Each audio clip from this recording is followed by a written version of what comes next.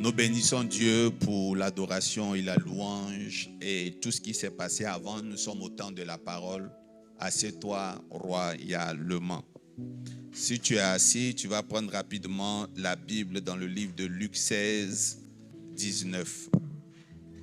Bien-aimés, est-ce que vous êtes prêts? Nous allons lire l'histoire du pauvre Lazare. Lisons la parole de Dieu. On écoute la parole de Dieu.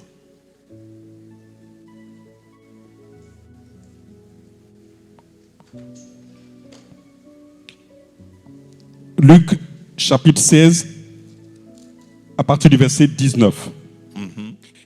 Il y avait un homme riche qui était vêtu de pourpre et de fin lin et qui chaque jour menait joyeuse et brillante vie. Un pauvre nommé Lazare était couché à sa porte couvert d'ulcères et désireux de se rassasier des miettes qui tombaient de la table du riche. Et même les chiens venaient encore lécher ses ulcères. Verset 22. Le pauvre mourut et il fut porté par les anges dans le sein d'Abraham. Le riche mourut aussi et il fut enseveli. Dans le séjour des morts, il leva les yeux et tandis qu'il était en proie au tourment, il vit de loin Abraham et Lazare dans son sein. Il s'écria: Père Abraham, aie pitié de moi et envoie Lazare pour qu'il trempe le bout de son doigt dans l'eau et me rafraîchisse la langue, car je souffre cruellement dans cette flamme. Verset 25. Abraham répondit: Mon enfant, souviens-toi que tu as reçu tes biens pendant ta vie et que Lazare a eu les maux pendant la sienne. Maintenant, il est ici consolé et toi, tu souffres. D'ailleurs, il y a entre nous et vous un grand abîme, afin que ceux qui voudraient passer d'ici vers vous ou de là vers nous ne puissent le faire. Le riche dit: Je te prie donc, Père Abraham, d'envoyer Lazare dans la maison de mon père, car j'ai 5 frères. Verset 28. C'est pour qu'il leur atteste ces choses, afin qu'ils ne viennent pas aussi dans ce lieu de tourment. Abraham répondit: Ils ont Moïse et les prophètes, qui les écoutent. Et il dit: Non, Père Abraham, mais si quelqu'un des morts va vers eux, ils se repentiront. Enfin, verset 31, et Abraham lui dit: S'ils n'écoutent pas Moïse et les prophètes, ils ne se laisseront pas persuader quand même quelqu'un des morts ressusciterait. Amen. J'ai dit amen à cette parole. Que Dieu vous bénisse. Mon thème de ce matin, c'est le droit au bonheur.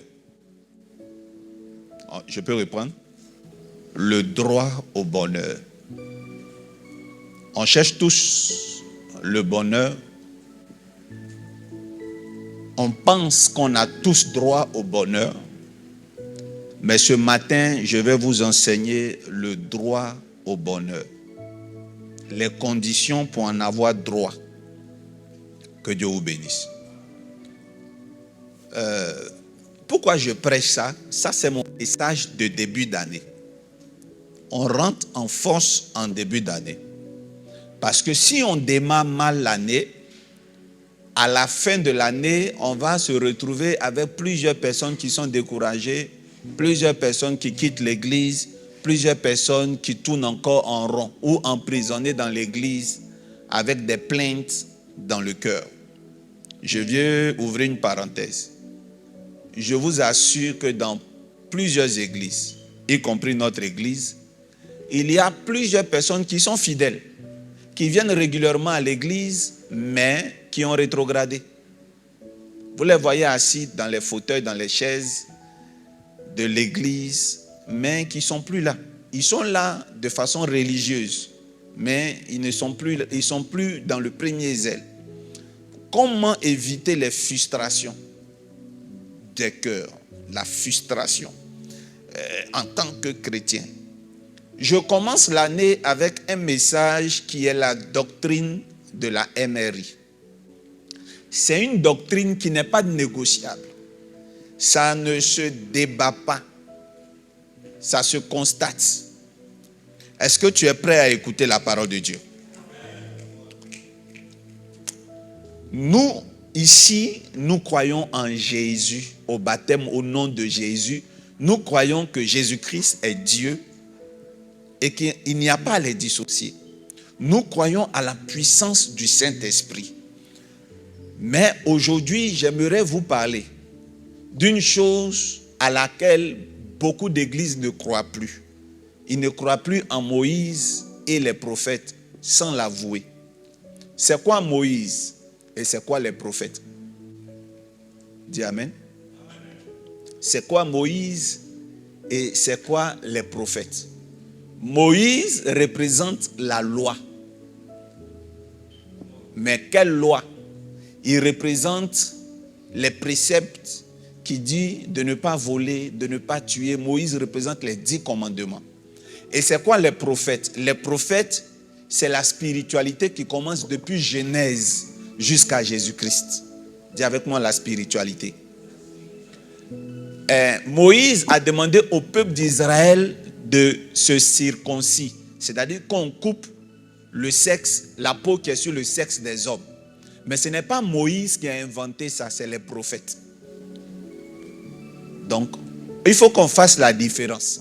Abraham a été circoncis. Son fils a été comment?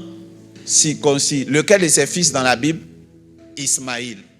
Donc, Moïse n'était même pas encore né quand la circoncision était une loi divine.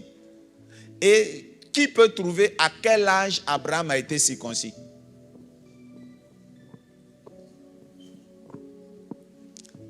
« 80. Non. C'est pas ça. Genèse chapitre 17, verset 24. Oui. Abraham était âgé de 99 ans lorsqu'il fut circoncis. C'est bon maintenant. Et son fils? Ismaël, son fils, était âgé de 13 ans ans lorsqu'il fut circoncis. Est-ce que ça c'est Moïse? Ça, ce n'est pas la loi. Lorsque vous allez dans un autre texte, vous verrez que Abraham a payé la dîme à Melchisédek. Au temps d'Abraham, Moïse n'était pas encore né, la loi n'était pas encore née. Donc, ne confondons pas le thème. Ça, c'est l'Ancien Testament. Ça, c'est les choses de l'Ancien Testament. Ça, là, ce n'est plus d'actualité. Prêchons un évangile simple. Vous avez déjà entendu ça? Revenons à un évangile simple.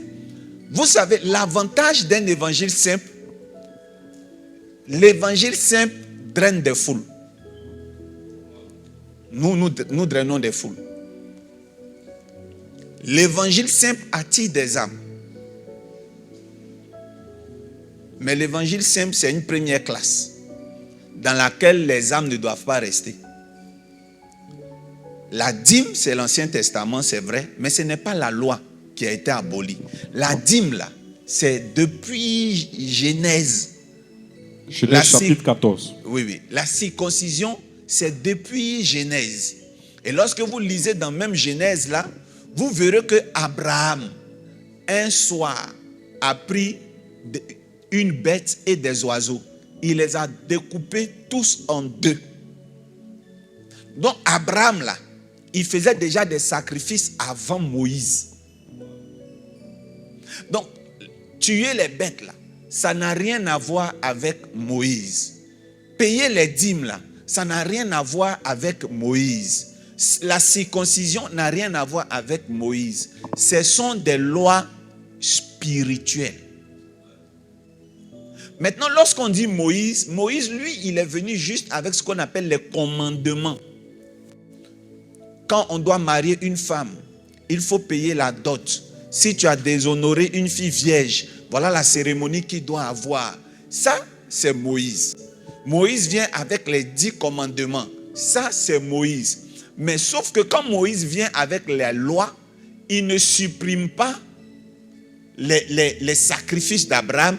Il ne supprime pas la circoncision. Au contraire, c'est renouvelé dans les cœurs. Maintenant, c'est quoi les prophètes? Les prophètes, là, c'est la divination. C'est la consultation. C'est les actions prophétiques. Envoie-moi du sel. Mettez-le dans un plat neuf. Donc, Quand le Seigneur Jésus-Christ parle dans le Nouveau Testament, si vous vous rappelez, il aime beaucoup dire c'est la loi et les prophètes. C'est la loi et les prophètes. Parce que la loi est dissociée des prophètes.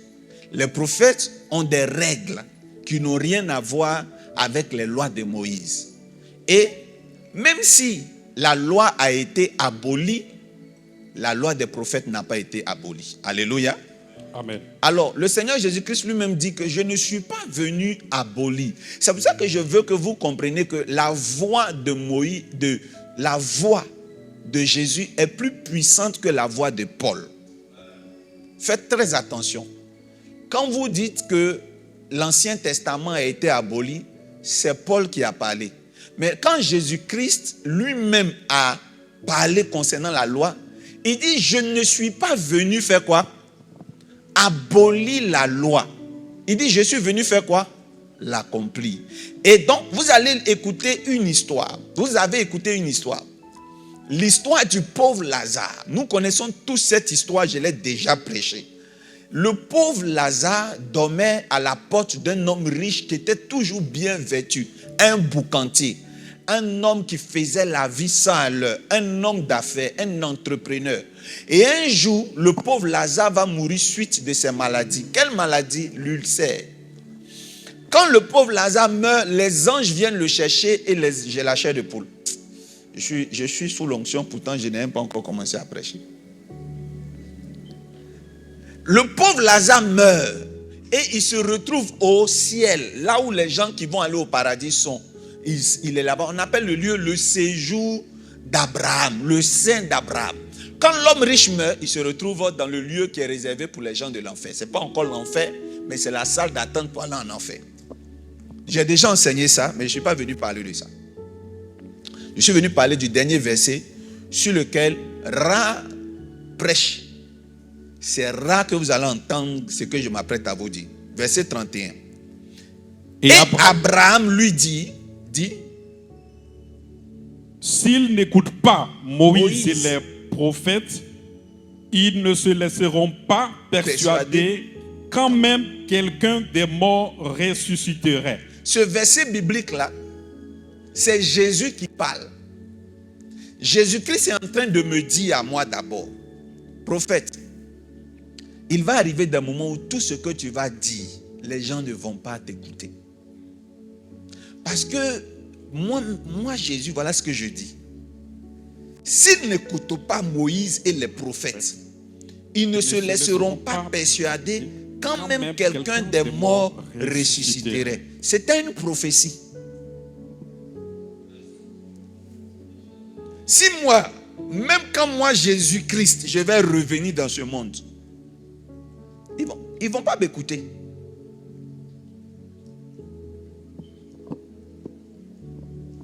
Mais regardez la valeur que Dieu donne à Moïse et aux prophètes.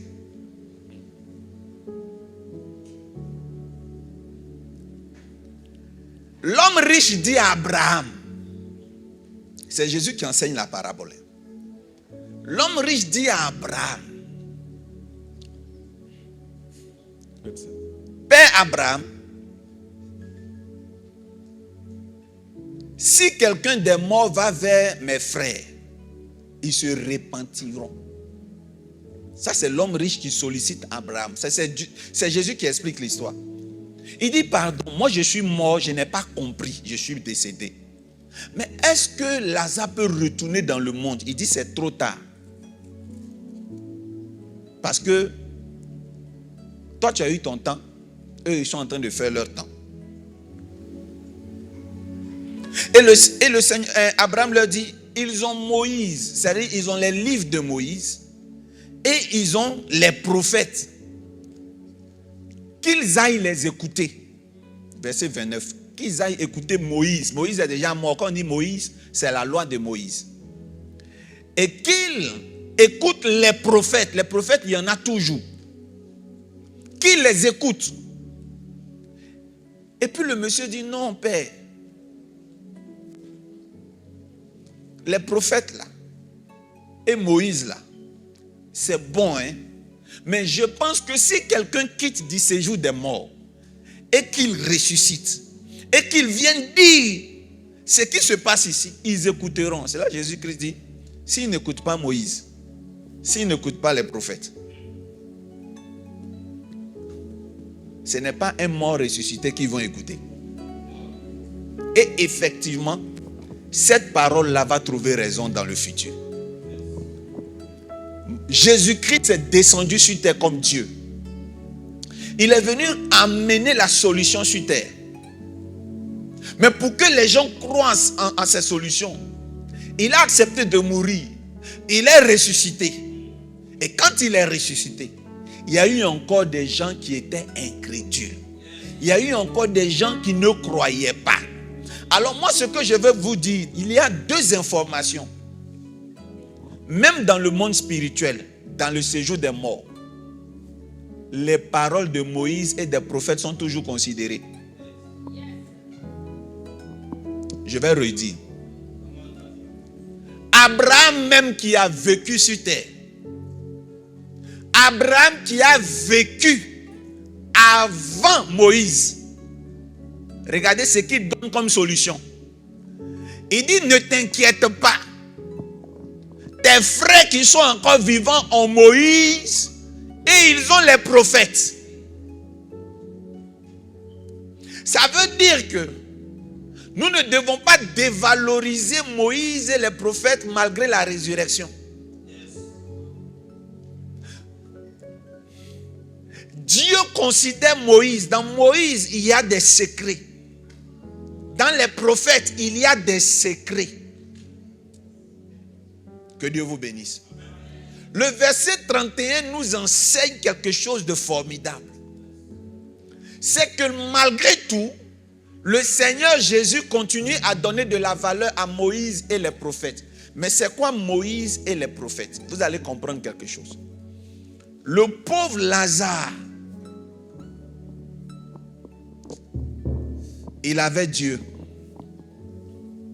Le pauvre Lazare est mort. Il est monté au ciel. Mais regardez comment il est mort. Il est mort pauvre et il n'a pas eu droit au bonheur. Vous savez, celui qui procure le bonheur sur terre, le rôle qui lui a été donné ne doit pas être négligé. C'est Moïse et les prophètes. C'est Jésus-Christ qui s'est investi en eux. C'est Jésus-Christ qui leur a donné la considération. La mission de Jésus-Christ n'est pas venue supprimer le rôle de Moïse et le rôle des prophètes. La mission de Jésus-Christ est venue confirmer leur rôle sur terre. C'est pour ça que même après Jésus-Christ, vous allez voir dans le Nouveau Testament, on parle toujours des prophètes. Les prophètes ne changent pas leur manière d'exercer et les prophètes restent égaux à eux-mêmes. Que Dieu vous bénisse. Alors, je voulais vous dire que si vous voulez avoir droit au bonheur, vous ne devez jamais piétiner la doctrine de Moïse et des prophètes.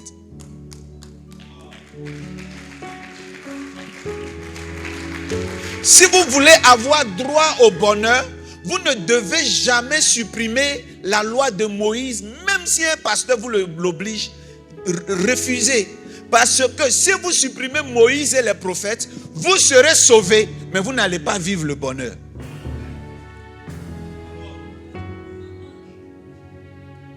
Regardez, le salut, c'est différent du bonheur sur terre.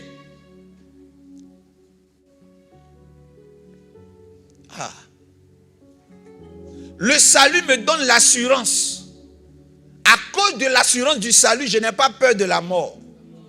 Même quand des braqueurs rentrent dans votre bureau, ils mettent le pistolet, votre cœur ne bat pas parce que même s'ils tirent, vous êtes sauvés. Ça, c'est le rôle du salut.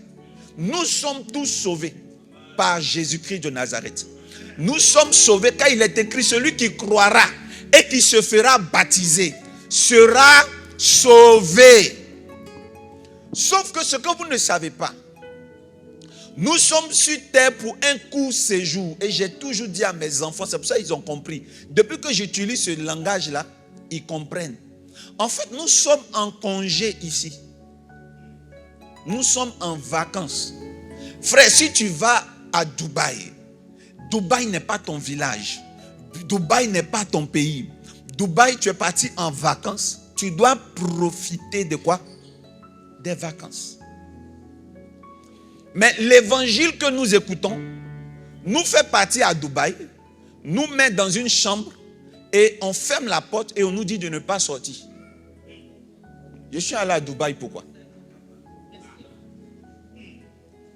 Non, il ne faut pas louer les Bentley, il ne faut pas louer, c'est des choses du monde, ce sont des choses qui vont partir. À quoi sert-il de gagner ce monde? Voilà, c'est quand on vous dit. C'est écrit dans la Bible, mais vous n'avez pas compris ce que ça veut dire, à quoi sert-il de gagner ce monde. Dieu n'est pas contre le bonheur. Aujourd'hui, je vais vous expliquer pourquoi vous êtes frustrés. Pourquoi dans l'église vous êtes aigris. Je vais vous expliquer pourquoi. Bien-aimé, tu retires un poisson de l'eau, il meurt. Tu déterres une plante de la terre, elle fait quoi? Elle meurt. Pourquoi? Parce que Dieu a dit à l'eau, crée les poissons. Donc, ce qui a créé les poissons, c'est l'eau, avec la voix de Dieu. Donc, si on te retire de ce qui t'a créé et de l'environnement qui t'a vu naître, tu meurs. Le poisson n'est pas venu trouver l'eau. Le poisson est né à partir de l'eau. Les animaux de la terre ne sont pas venus trouver la terre. Les animaux de la terre ont été créés à partir de la terre. Voilà pourquoi, si tu retires un poisson de l'eau, il meurt. Tu retires un animal de la terre, il meurt. Tu retires un arbre de la terre, il meurt. Parce que toutes ces choses-là ne sont pas nées avant les éléments. Ils sont nés à partir des éléments. Mais nous, si tu nous retires la nourriture, on peut vivre. Croyez-moi. Si vous lisez la Deuxième Guerre mondiale, vous allez voir des grandes prisons qu'on appelait des goulags. Dans ces grandes prisons-là, Hitler mettait les Juifs. Pendant des mois, ils revenaient, les Juifs là vivaient. Il y en a qui mouraient, mais ils réussissaient à vivre quand même pendant longtemps. On les privait d'eau, ils vivaient, mais ils ne comprenaient pas. Et les scientifiques ont commencé à étudier. Un homme peut jeûner pendant 40 jours. Vous savez, quand même il est privé de nourriture, il finit par mourir, mais son âme n'est pas touchée. Par contre, un animal, quand il finit par mourir, sa fin, c'est terminé. Il n'a pas une seconde vie. Le poisson, quand il meurt, il est mort pour toujours. Il n'a pas une seconde vie. Mais vous comprenez que l'homme, lorsque tu le retires de la terre, tu le retires de l'eau, il continue à vivre. Pourquoi? Parce que l'homme n'a pas été créé après l'eau, il n'a pas été créé après la terre. L'homme a été créé avant de venir sur terre. Donc l'homme ne dépend pas de l'eau, l'homme ne dépend pas de la terre, l'homme ne dépend pas de l'or, l'homme ne dépend pas du diamant qui est sur la terre, mais il dépend du ciel. Donc même si tu retires l'homme de tout ça, il sera quand même sauvé. Le salut d'un poisson, c'est l'eau. Le salut d'une plante, c'est la terre. Le salut d'un animal, c'est la terre. Si tu les retires tout ça, ils sont morts pour toujours. Mais nous, on n'est pas morts pour toujours parce qu'on avait déjà Jésus avant de venir sur terre. La Bible dit que quand Dieu finit de créer l'homme à partir de la terre et de l'eau, il souffle en lui. Donc ça veut dire que ce qui est dans l'homme vient d'en haut, vient de Dieu. C'est ce qui nous rend différents des animaux. Mais maintenant, est-ce que je peux parler? Pourquoi tu es frustré? Si, maman, quand tu enlèves un poisson, où est Yohan?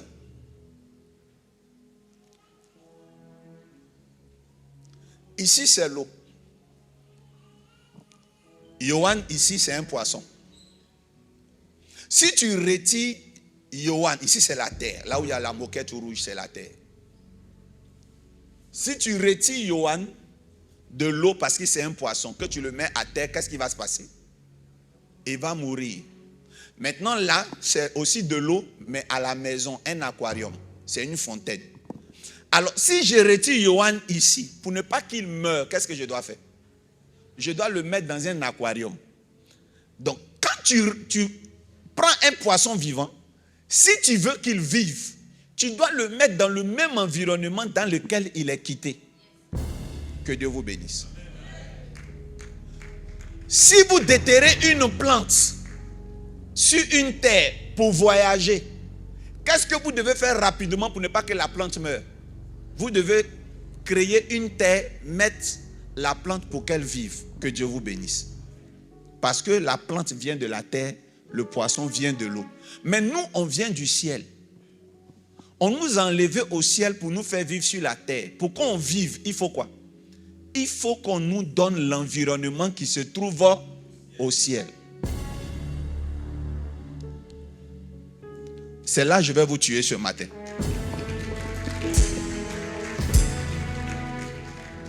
Qu'est-ce qui fait qu'un chrétien, bien qu'il soit vivant, il est mort? Je vais vous expliquer. Qu'est-ce qui fait que tu es chrétien?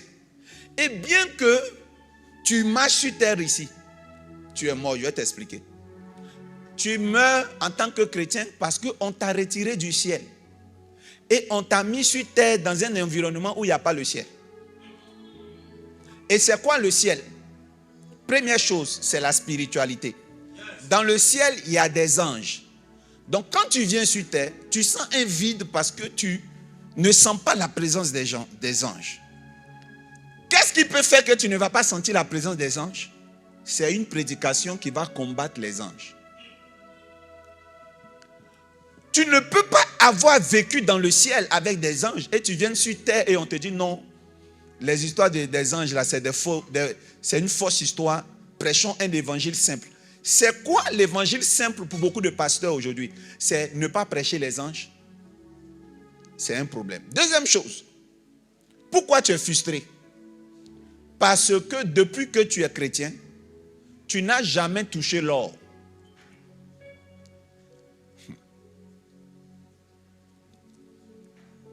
Que Dieu te bénisse. Amen. Pour que tu portes l'or. L'or que vous voyez là, c'est le droit d'un enfant de Dieu. Amen. Aimez l'or, aimez la matière, l'argent, aimez l'or. Que Dieu vous rende riche pour que vous en ayez beaucoup. Amen. Que le lit sur lequel vous dormez, les pieds soient parés d'or. C'est votre droit. Vous savez pourquoi? Parce que Dieu a choisi de bâtir son temple. La nouvelle Jérusalem dans le ciel.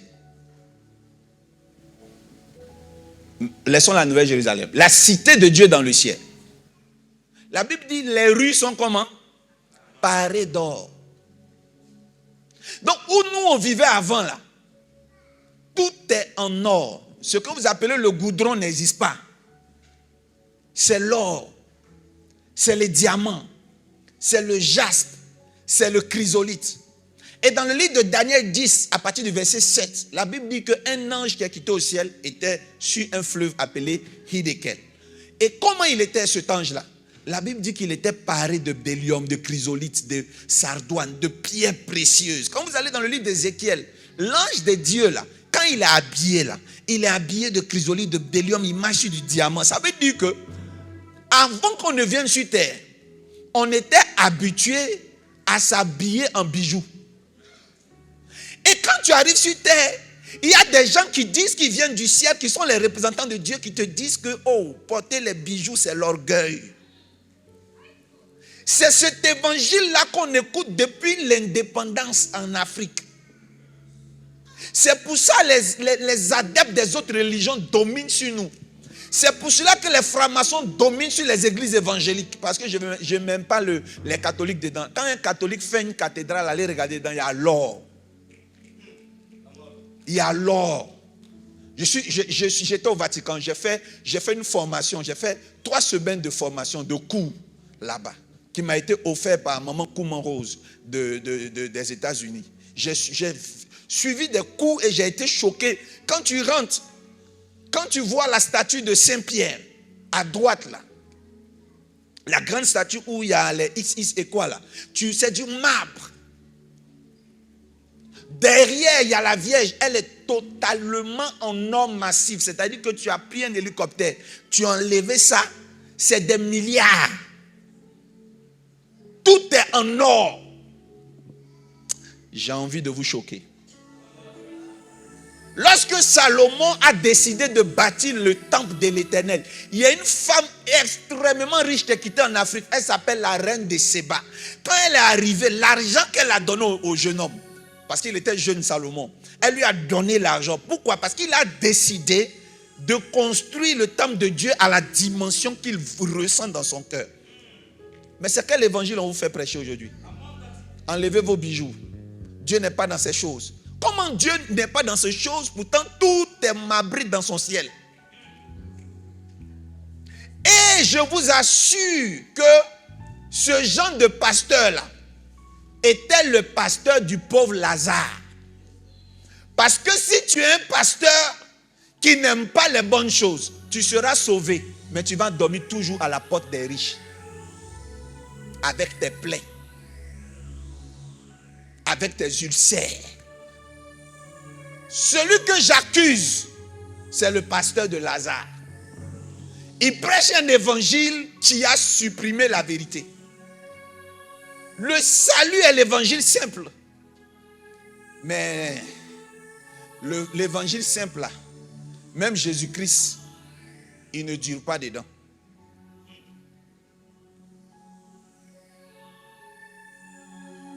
Hébreux 5 et Hébreux 6.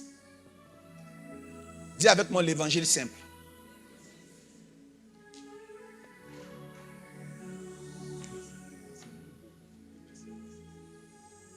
Hébreux 5, à partir du verset 1, et on va lire Hébreux 6. Je veux que la lecture soit rapide parce que... Hébreux 5, verset 1. En effet, tout souverain sacrificateur pris du milieu des hommes est établi pour des hommes dans le service de Dieu afin de présenter les offrandes et les sacrifices pour les péchés. Il peut être indulgent pour les ignorants et les égarés puisque la faiblesse est aussi son partage. Et c'est à cause de cette faiblesse qu'il doit offrir des sacrifices pour ses propres péchés comme pour ceux du peuple. Voilà. Nul ne s'attribue cette dignité s'il n'est appelé de Dieu comme le fut Aaron. Continue. Et Christ ne s'est pas non plus attribué la gloire de devenir souverain sacrificateur, mais il la tient de celui qui lui a dit: tu es mon fils, je t'ai engendré aujourd'hui. Comme il dit encore ailleurs, tu es sacrificateur pour toujours, selon l'ordre de Melchisédek. Continue. C'est lui qui, dans les jours de sa chair, ayant présenté avec de grands cris et avec l'âme des prières et des supplications à celui qui pouvait le sauver de la mort, et ayant été exaucé à cause de sa piété, a appris, bien qu'il fût fils, l'obéissance par les choses qu'il a souffertes, et qui, après avoir été élevé à la perfection, est devenu pour tous ceux qui lui obéissent l'auteur d'un salut éternel. Dieu, l'ayant déclaré souverain sacrificateur selon l'ordre de Melchisédek, nous avons beaucoup à dire là-dessus et des choses difficiles à expliquer. Parce que vous êtes devenus lents à comprendre. Vous, en effet, qui depuis longtemps devriez être des maîtres, vous avez encore besoin qu'on vous enseigne les premiers rudiments des oracles de Dieu. Reprends cette phrase. Écoutez. Vous, en effet, qui depuis longtemps devriez être des maîtres. Vous, les chrétiens, qui depuis longtemps devriez être des maîtres. Vous avez encore besoin qu'on vous enseigne les premiers rudiments des oracles de Dieu. Vous avez encore besoin qu'on vous enseigne les premiers rudiments des oracles de Dieu que vous appelez l'évangile simple. Vous en êtes venus à avoir besoin de lait et non d'une nourriture solide. Vous en êtes venus à avoir besoin seulement de lait et non d'une nourriture solide. Je vais parler en africain. On reprend. Vous, en effet, qui depuis longtemps devriez être des maîtres, vous avez encore besoin qu'on vous enseigne les premiers rudiments des oracles de Dieu. Je vais parler comme un Ivoirien. J'ai dit, depuis que je suis pasteur, je prêche là, depuis des années, vous avez encore besoin qu'on vous dise: ne commettez pas l'adultère. Vous là, vous avez encore besoin de ça. Les premiers trucs là, ne volez pas là. Je dois me laver le matin, m'habiller en veste pour venir vous dire ça. Je dois encore venir vous dire: ne soyez pas ivrognes. C'est ça que l'évangile simple que vous voulez que nous on vous prêche. Pendant que nos petits frères verse l'argent sur le lit et il dorme dessus. Vous voulez quoi? Quelqu'un va dire, mais l'argent, tout est l'argent. Frère, l'argent là, c'est ce qui fait que depuis, lorsque j'aurais Choro même ne sort pas pour aller prêcher l'évangile dehors. Vous voyez mon don là? Vous connaissez Kanguka? Vous voyez Kanguka? Il a rempli, non? Est-ce que cette sono là, si Kanguka utilisait ça là, tous ceux qui sont venus pouvaient entendre ce qu'il a dit? Très bien. Vous croyez que Kanguka, la sono qui était là à Yopougon là, il est venu en avion avec? Il a loué ça ici. Pour qu'une sono puisse alimenter les oreilles des gens sur des kilomètres, la location par jour, vous connaissez? Qui peut deviner? Au moins 10 millions. Parce que lui, il a été beaucoup au centre des programmes. Il fait beaucoup d'évangélisation. 10 millions de francs CFA. Là, c'est pour que les gens entendent. Et il n'a pas pris d'offrande. Donc, il y a 2, 3, 4 personnes qui lui ont donné l'argent dans le secret. Parce que les choses là n'ont pas apparu. Je peux vous choquer. Ne soyez même pas étonné que sur les 4 personnes, il y a 2 musulmans dedans. Ne soyez pas étonné que sur les 2 autres personnes, il y a un franc-maçon dedans. Et puis le seul là, il est chrétien, mais un chrétien comme ça. Un chrétien qui fait chrétien et il se débrouille ici. Suivez mon regard. Sinon, bon chrétien d'évangile simple que je connais là. Eux tous, nous tous, vieux père, voilà ton fils. On est humble. Il n'y a pas un ici qui est... On est tous humbles. On est comme ça. Couché. On attend seulement que le Seigneur vienne nous chercher.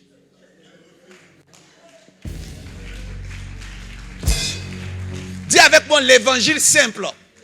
C'est ce qu'il est en train de dire ici. Il dit, vous êtes toujours au lait. On doit continuer à vous donner. Moi, je connais un grand bishop au Burkina Faso. Il est devenu vieux maintenant. Je ne dis pas son nom. Depuis que moi, je l'écoute, c'est le même message. Et ces anciennes cassettes-là, quand moi je regarde, un de ses secrets, ses enfants spirituels sont restés fidèles à lui. Donc quand tu regardes ces vidéos de 1995, les gens sont jeunes. Mais quand tu regardes ces vidéos de 2022, les mêmes gens qui étaient jeunes là, sont encore là. Mais allez écouter, c'est les mêmes prédications là. Maintenant, comme il est vieux, il est assis puis il dit, voilà, vous ne comprenez pas les 7 esprits, hein? Vous allez voir. Vous voyez le même message là. C'est ça qui continue. Moi, je ne suis pas contre ça. Je ne suis pas contre ça. Mais le problème, c'est qu'il y a un monsieur qui s'est levé, il a fait une vidéo. Que le problème de l'Afrique, c'est les églises. Il y a tellement d'églises en Afrique. Et qui ne comprend pas pourquoi l'Afrique est pauvre. Frère, moi j'ai répondu à cette personne qui a vu cette vidéo là.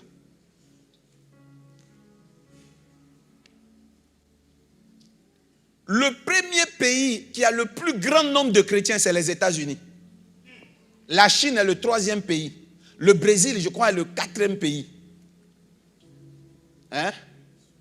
La Corée du Sud est le 2e pays. Donc, la Chine que vous voyez là, ils ont le christianisme pas croyable. Vous ne connaissez pas Yonggi Cho de la Corée? Lui, il est de Séoul. Mais Yonggi Cho a la plus grande église. Et ce n'est pas le problème de la démographie. Le Congo dont il parlait dans la vidéo, le Congo c'est le 7e pays qui a le plus de chrétiens au monde. Mais parce que simplement, on met les problèmes sur nous parce que notre évangile n'est pas complet. Ailleurs c'est complet, ici c'est pas complet. Quand vous regardez T.D. Jakes, un pasteur américain, quand il prêche l'évangile simple, c'est comme ça. Mais quand il commence les cérémonies, quand il porte ses robes, tu as dit qu'il est franc-maçon. Quand vous allez au Ghana, vous voyez les hommes de Dieu là, les bishops là, ils prêchent l'évangile simple. Mais pendant les ordinations, ils sortent avec des épées. Ils sortent avec des robes qui font peur. Tu te demandes, est-ce que c'est des hommes de Dieu? Sortons des mentalités d'évangile simple. Vous êtes encore au lait. Maintenant, regardez Hébreux 6, verset 1. C'est que Hébreux 6, verset 1 dit. C'est pourquoi. C'est pourquoi. laissant les éléments de la parole de Christ, Uh-huh. tendons à ce qui est parfait, sans poser de nouveau le fondement du renoncement aux œuvres mortes, de la foi en Dieu, de la doctrine des baptêmes, de l'imposition des mains, de la résurrection des morts et du jugement éternel. Reprends au début. C'est pourquoi, C'est pourquoi. laissant les éléments de la parole de Christ, Uh-huh. tendons à ce qui est parfait. Je peux parler en africain? Comment? Vas-y, c'est pourquoi. C'est pourquoi, Uh-huh. laissant les éléments Voilà, c'est pour qu'ils tombent dans les éléments. de la parole de Christ. Ça fait peur, hein? On dit qu'ils tombent dans les éléments de la parole de Christ. Est-ce que c'est moi qui vous encourage à quitter dans l'évangile simple? C'est les vieux pères même qui sont dans la Bible. Qui suis-je? Moi, j'ai fait quoi? Non, lorsque j'aurais sur eau, franchement, ce qu'il dit là, c'est bon, mais Jésus-Christ n'est pas star dans son évangile là. Jésus-Christ n'est pas au centre. Bon, les gars, allez jouer ballon, mettez la balle au centre. Et puis foutez-nous la paix.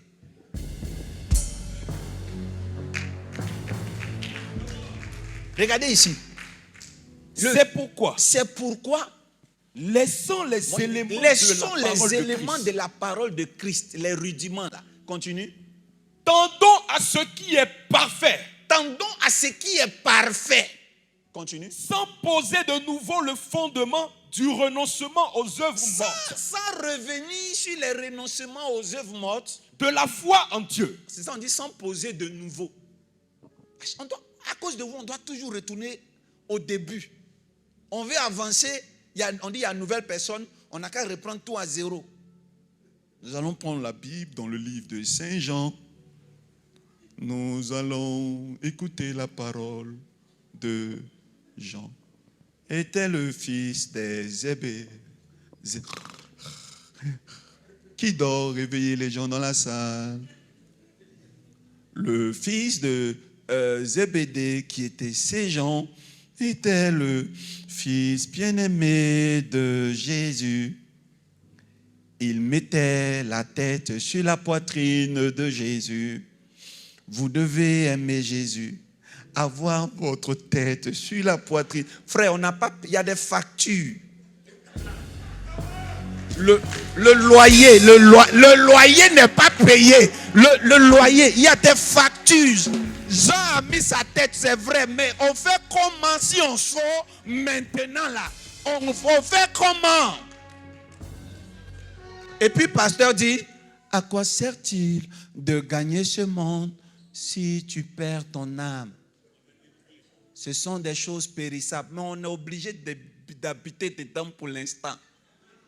Si on n'est pas dedans, on vit où? Bible du semeur. Hein? C'est pourquoi, Oui. ne nous attardons pas aux notions élémentaires de l'enseignement relatif au Christ. Voilà. Tournons-nous plutôt vers ce qui correspond au stade adulte. Il faut bien un prophète pour vous amener au stade adulte. Souvent, ceux qui vous amènent au stade adulte, là, souvent au début, il n'y a pas beaucoup de personnes. Parce que les gens n'ont pas encore compris. Mais un jour, ils vont comprendre. Est-ce qu'on peut continuer? Vas-y. De la foi en Dieu, Uh-huh. de la doctrine des baptêmes, Oui. de l'imposition des mains, Uh-huh. de la résurrection des morts et du jugement éternel. Oui. C'est ce que nous ferons si Dieu le permet. Oui. Car il est impossible que ceux qui ont été une fois éclairés, qui ont goûté le don céleste. Je peux parler? Est-ce que je peux parler? Je crois que le nom de Jésus est puissant. Dis avec moi, je crois. Je crois. Je crois que le nom de Jésus est puissant. Et c'est sans contredire. Le nom de Jésus-Christ est puissant. Mais tout ne repose pas seulement sur prononcer le nom de Jésus. Je vais vous dire quelque chose que je vais atteindre avant mes 50 ans. Parce que j'ai 40 ans révolus. Je vais vous dire ce que j'ai dit à Dieu, je veux atteindre. Vous savez, pendant la crise post-électorale dans notre pays, je n'ai pas dit, écoutez-moi bien, je n'ai pas dit qu'on m'a dit. J'étais logé dans un hôtel avec le cardinal Wablei Pacom. Dans le même hôtel où on était logé, il y avait des gendarmes, des policiers. Il y a un qui était du nord. Et ils gardaient le Kalachnikov là sous les lits. Et ils se réfugiaient. Nous, c'est là où on a eu refuge. On priait avec eux. Ils avaient peur. Parce qu'on tuait les corps habillés. On priait avec eux, mais il y a un qui ne priait jamais. Moi, mon surnom, c'était B12, parce que c'est le numéro de ma chambre. On nous appelait par le numéro de dehors. On dit B12. On disait plus révérend Doski. Parce qu'on cherchait les hommes de Dieu pour les tuer. Donc quand le cardinal me voit, il dit B12. Même quand il me trompe, il dit mon cardinal, il dit tu es malade. C'est chaud, on se cherche. C'est là que j'ai fait ce vœu à Dieu. Mais ils ont commencé à tirer, les gens venaient. Ils étaient déjà là. Ceux qui tuent les pasteurs et les policiers étaient déjà là. Quand ils sont là, les voilà à la porte, ils sont déjà là. Celui qui ne priait jamais avec nous, Papa Wayou, il a touché le mur. Il a disparu.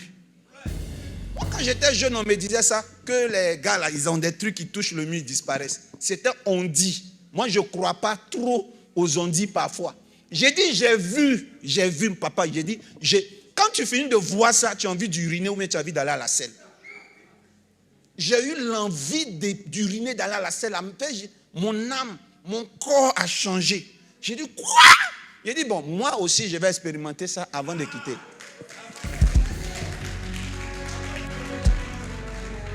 Pendant que nous, on est là, éternel Dieu de gloire, protège-nous, protège-nous. Ils ont engorgé plein. C'est nous qui devons avoir ça, ces codes-là. Nous n'avons plus le temps d'aider. On ne cherche pas à aider. Moi-même, il y a des choses que je ne sais pas encore faire. Toucher mur, là, seulement, je cherche ça. En fait, je ne cherche pas ça partout. Hein. Je cherche ça en Jésus. Parce qu'une fois, on voulait tuer Jésus. Les gens l'ont poursuivi jusqu'à il était au bord de la falaise. On ne sait pas dans quel coup. Il a disparu et on le voyait marcher de loin. C'est ce que moi je cherche. Ce qui est dans la Bible, là, il faut que nous aussi on vive ça. Luc Sinon, 4, verset 29. Il partait tomber. Hein. Regardez, écoutez. Et s'étant levé, il le chassait de la ville et le menait jusqu'au sommet de la montagne, sur laquelle leur ville était bâtie, Oui. afin de le précipiter en bas. Verset 30. Mais Jésus, passant au milieu d'eux, s'en alla. Flocoto. Quelqu'un qui veut te tuer, tu veux passer au milieu de lui.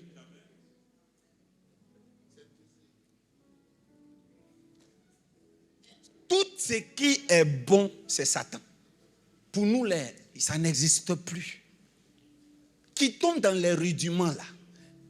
Shiftons notre spiritualité. C'est un ordre en 2025. Mon message de janvier. Osons devenir mystiques. Et n'ayons plus peur qu'on nous juge. Maintenant, je n'ai jamais prêché avec un autre livre que la Bible. Il n'y a pas une chose que je prêche que je ne justifie pas par la parole de Dieu. Il y a un pasteur qui est le grand frère d'une de mes fidèles qui lui a dit d'arrêter de faire culte. Il dit, j'étais vu dans les images, les dernières vidéos du prophète Doski, j'étais vu dedans, il faut quitter. Un homme de Dieu qui dit qu'il est entré, il a vu des êtres sous la mer. Frère, qui a sauvé Jonas? C'est sa tante. Qui a sauvé Jonas dans l'eau? C'est un être sous l'eau. Demandez à commandant Cousteau, demandez en zoologie, les poissons. Il n'y a pas un qui peut avaler un être humain et qui va vivre. Quand Pinocchio a blagué les gens, baleine n'a pas. Vous voyez l'ésophage d'une baleine, ça ne peut que manger des petits poissons. Et c'est assez. Les petits poissons, ça, il ne peut pas avaler un humain. Il ne peut même pas faire ça. S'il le fait, il va mourir asphyxié. Ça, ici est petit. Celui qui a avalé Jonas, là, c'est écrit poisson. Mais nous-mêmes, on sait que c'est une entité de mer. Celui qui est venu donner, Jésus a dit, va, il y a un poisson qui va sortir. Il y a l'or dans sa bouche, il faut prendre pour venir payer les factures. Ce poisson-là, ça fait partie des êtres qui sont sous la mer. L'apôtre Paul dit qu'il a fait 3 jours sous la mer. Ou bien ce n'est pas écrit. Vous ne savez même pas. Vous n'êtes même pas au courant que l'apôtre Paul a duré sous l'eau pendant 3 jours. C'est pour lorsque j'aurais su. Quand votre frère africain vit la spiritualité, vous n'aimez pas. Mais si c'est un blanc qui a écrit un livre, on dit Maurice Cherelo, Yanguicho, c'est-à-dire qu'à part vos vieux pasteurs des années passées, Dieu ne peut plus susciter un nouveau héros. Dieu ne peut plus susciter un homme de Dieu. Parce que vous l'avez vu grandir au quartier. Frère, moi je peux te noyer dans la mer sans que tu ne meures. Je le dis, mais je ne le dis pas en plaisanterie. 2 Corinthiens 11, verset 25. J'ai été battu de verge 3 fois. J'ai été lapidé 1 fois. J'ai fait naufrage 3 fois. J'ai passé 1 jour et 1 nuit en la profonde mer. Amen. 1 jour et 1 nuit. D'accord, je vais chercher là où l'on dit j'ai fait 3 jours dans les abîmes. Alors, amen. Que Dieu soit béni.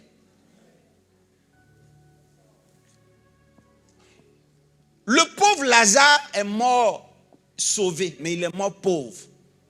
C'est ce qui risque beaucoup de chrétiens si nous ne leur prêchons pas l'évangile pur et complet.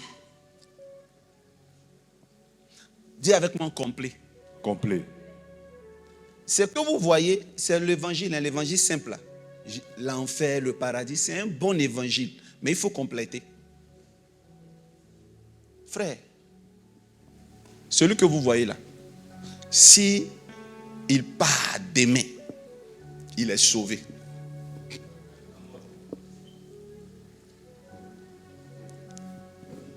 Mais qu'est-ce qu'il aura laissé pour ses enfants sur terre? Parce que ses enfants doivent continuer à vivre, à prêcher l'évangile. C'est ça, c'est ce que vous devez comprendre. Qu'est-ce que Lazare a laissé à sa femme? Le pauvre Lazare, il a laissé quoi à ses enfants? Aujourd'hui, on est là, on est chez les prophètes. Pourquoi? Parce que nos parents n'ont pas pu nous sortir des situations. Vous devez sortir vos parents de toutes les situations. Je suis allé au Canada. Au Canada, les gens n'adorent plus Dieu. En Chine, les gens n'adorent plus Dieu, Jésus comme ça. Beaucoup n'adorent pas. Pourquoi? Parce que les pères ont payé le prix. L'évangile a gagné la Chine. Je vais vous envoyer un lien dans les groupes de l'église. Vous allez voir un documentaire sur l'évangile en Chine. Les vidéos sont en blanc-noir. Ils jeûnaient. Au Japon, il y a eu la bombe nucléaire. Hiroshima, Nagasaki. Tous ceux qui étaient dans l'environ donnaient leur vie à Jésus. Au Vietnam, avant qu'on parle du Vietnam, c'était comment on disait là même,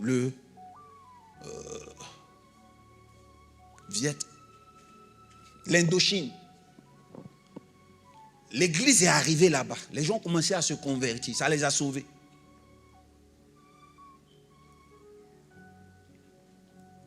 Les gens qui ont gagné la guerre du Vietnam sans les armes, quand vous regardez les documentaires, c'est le psaume 91 qu'ils récitaient, ils priaient. C'est des choses qu'on ne vous dit pas, mais c'est là dans des documentaires.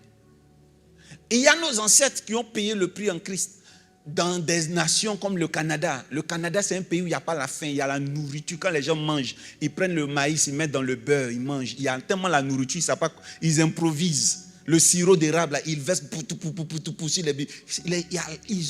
Ils n'ont pas faim.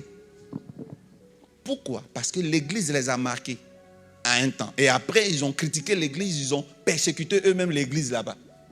Mais l'église a déjà fini son travail. C'est pour ça qu'aujourd'hui, même pour t'insulter, on dit je m'en tabernacle. Parce que j'ai une petite rancune avec l'église, mais pourtant c'est l'église qui les a sauvés. Donc bref, je peux revenir.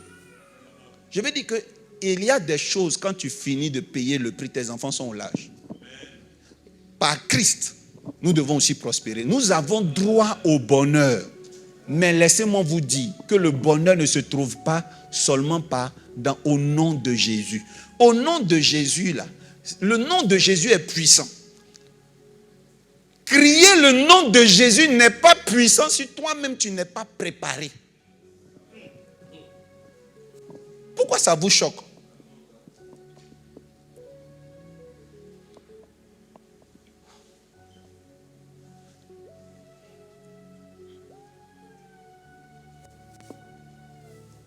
J'ai dit que Jésus a dit à la croix, tout est accompli. Mais la dernière fois, je vous ai dit qu'il n'y a pas de verset biblique qui dit, à la croix, Jésus a tout payé. Mais moi, je crois que Jésus peut tout. C'est différent. Jésus peut tout. Jésus a tout accompli. Mais à la croix, Jésus a tout payé. Ça, ce n'est pas encore écrit. Peut-être c'est vous qui comptez écrire ça bientôt. Ce n'est pas encore écrit. Maintenant, qu'est-ce que ça veut dire? Ça veut dire que le nom de Jésus est puissant pour tout faire. Mais prononcer le nom de Jésus dépend de beaucoup de choses. Dans Jésus peut tout. Dans le nom de Jésus, son sang a une mission précise. Le sang de Jésus, là, il joue un rôle précis. Le Saint-Esprit a aussi sa mission. Elle est précise. C'est-à-dire que le Saint-Esprit ne fait pas la même chose que le sang. Vos offrandes et vos sacrifices ont le leur. Ça veut dire que votre offrande et votre sacrifice là n'a pas la même mission que le sang de Jésus. Vous savez pourquoi? Parce que si le sang de Jésus avait la même mission que nos offrandes, en ce moment, on ne fait pas d'offrande à l'église. Pourquoi mon évangile leur fait mal? Pourquoi ça fait mal? Le sang de Jésus là ne peut pas tout faire. Si le sang de Jésus peut tout faire, ne faisons pas d'offrande, ne payons pas de dîmes.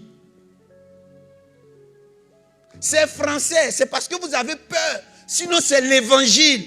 Le sang de Jésus a un rôle. Et je vais vous montrer le rôle du sang de Jésus. Vous êtes avec moi? Le sang de Jésus n'est pas venu supprimer l'offrande et les sacrifices. C'est ce que ça veut dire. Le sang de Jésus n'est pas venu supprimer l'action du Saint-Esprit.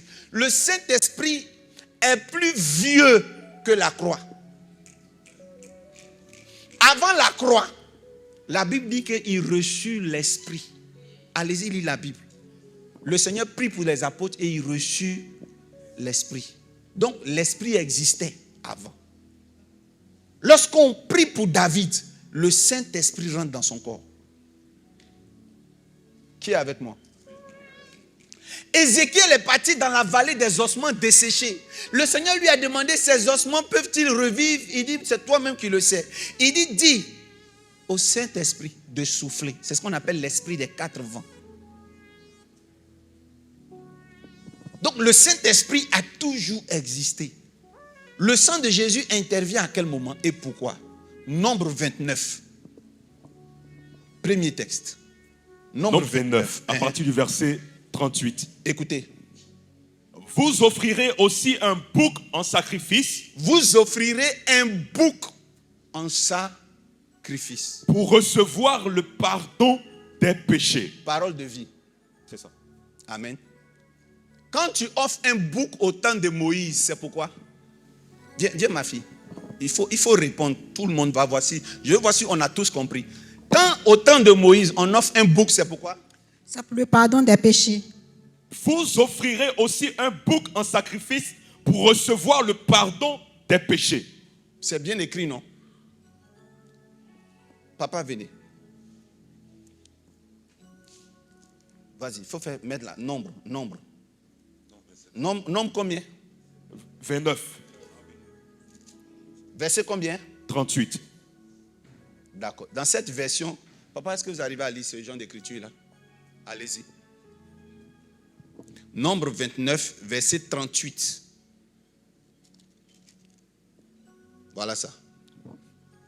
Vous offrirez un bouc en sacrifice d'expiation, outre l'holocauste perpétuel, l'offrande et la libation. Outre là, ça veut dire en dehors d'eux. C'est ça, non?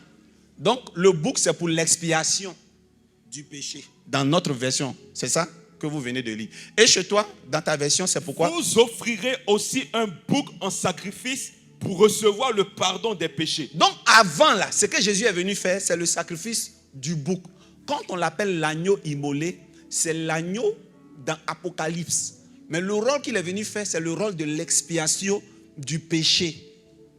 Amen.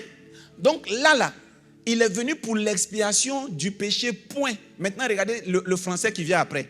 On ajoutera tous ces sacrifices. Après l'expiation du péché, on ajoutera tous ces sacrifices. Après l'expiation du péché, on fera quoi? On ajoutera. Ça veut dire que l'expiation du péché ne suffit pas pour l'épanouissement d'un homme. Ça veut dire que quand on a expié tes péchés là, point, on ajoutera. Vous dites quoi même? Mais je suis le pasteur d'une église. C'est normal que j'ai la connaissance. Parce qu'un homme de Dieu ne peut pas être le pasteur de plusieurs églises sans être docteur de la loi. Les gens ne savent pas d'où on vient. Vous regardez mon visage, c'est le visage des méoués là. On ne vieillit pas. Mais sinon on lit la Bible. Hein? Je lis la Bible. Il dit, verset 28, il dit quoi? Non, on reprend. Vous offrirez aussi un bouc. Vous allez offrir votre bête pour faire quoi? Pour recevoir le pardon des péchés. C'est ce qui a été annulé par le sacrifice de Jésus. On ne peut plus offrir bouc encore pour pardon des péchés. L'homme de Dieu qui vous fait ça, il est maudit. Maman, sa maladie là, c'est phase terminale. C'est parce qu'il a trop péché. Envoie-moi un bouc pour le pardon de ses péchés. L'homme de Dieu qui vous dit ça. Sortez chouette. C'est un démon. Ce qui vient vous dire là vient tout droit de l'enfer. Il n'y a pas de sacrifice pour le rachat des péchés. Ça n'existe pas. On ne peut pas tuer un animal pour le rachat de tes péchés. Je ne crois pas à un sacrifice pour le rachat des péchés. Jésus a déjà fait le sacrifice. Depuis le matin, j'ai la chair de poule. Je ne sais pas pourquoi, mais je n'ai même pas encore commencé à prêcher. Je ne suis pas bien. Papa, on souffre. On souffre. Je suis né dans l'église. Je suis né à l'église. Je n'ai pas connu autre religion. Jusqu'à mon âge encore, on est là, on vit dans la location. Vous ne voyez pas quelque chose?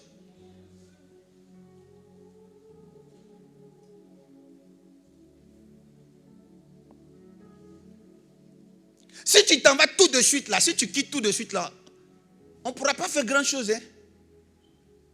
On va payer des bâches, des tentes. On va louer des chaises. On va prendre ta plus belle photo et on va placer. La chorale qui va chanter là, c'est nous là. Elle a les mêmes instruments là. Frère, tu vas quitter ce monde comment? Tu es décédé en Jésus, c'est vrai. Mais tes funérailles seront comment?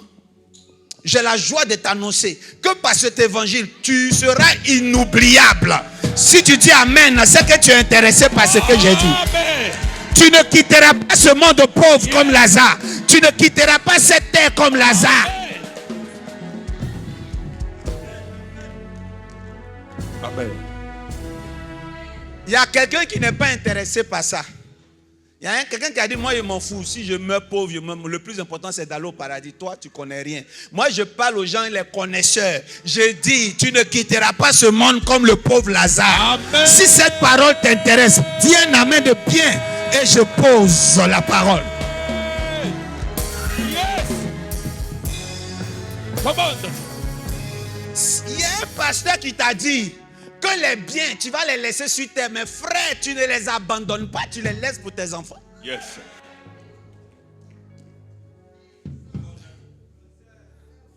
Les maisons, les châteaux peuvent durer au moins 300 ans. Quand vous partez dans des villes, là, vous voyez les maisons coloniales. Je suis quitté dans une ville en Guinée équatoriale, dans un village. Les maisons que les colons ont construites sont plus solides que les maisons que les riches ont construites. Là où Joseph habite, c'est solide. Mais pourquoi c'est solide? Ça a été construit il y a longtemps, mais pourquoi c'est toujours solide? Parce que c'est un héritage. Pendant que les télévisions étaient en blanc-noir, ils ont construit ça à Mongomo là-bas. Jusqu'à aujourd'hui, il y a des gens qui en profitent. À Bassam, ce sont des maisons coloniales. Mais jusqu'à présent, ça sert aux gens. À quoi sert-il de gagner ce monde? Répondez-leur, ça sert pour nos enfants.